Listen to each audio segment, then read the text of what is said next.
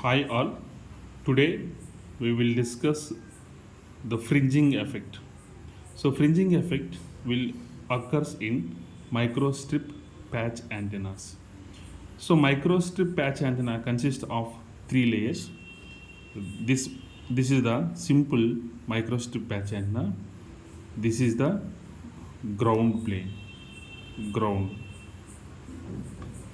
and the middle one is the substrate, which is also called dielectric, and this one is the patch, which is also called radiating element. Okay, now so patch generally we are using the material called copper or gold. Substrate generally we are using either FR4 or rosers or RT juride. Okay, so here our focus is to explain about the fringing effect. When RF wave is given to the patch, now the patch will generate the electromagnetic waves, radiating waves. Now the radiating waves at the center will pass through the substrate to ground like this.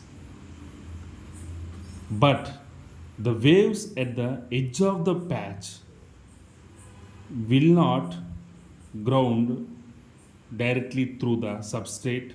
Some waves will travel through the air and then substrate and then ground. So, like this, some of the waves at the edge of the patch will travel through the air and then substrate into the ground. So the waves at the edge of the patch will travel through the air. That concept is called fringing effect.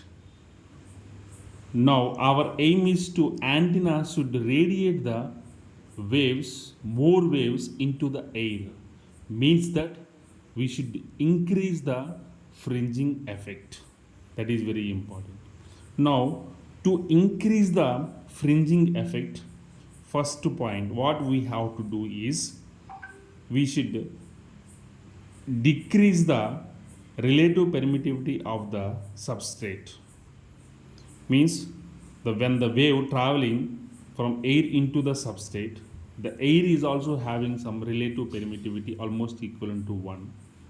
When the substrate relative permittivity is very less, then more bending will occur. So more waves will travel into the free space. Why it is bending here? Total reflection. When there is a change of epsilon r value, the wave will get reflects. So we have studied in physics when the wave traveling from one medium to another medium. One medium means so having epsilon r value is two different epsilon r values for two different mediums. So then the wave will get reflects. So here also when there is a epsilon r value, more difference is there, the more waves will travel into the air. And the second one, the side edge. So here if the more edge is there for patch antenna, then the waves at the edge will travel into the air. If the edge of the patch is very less, then the less waves will be travel into the air.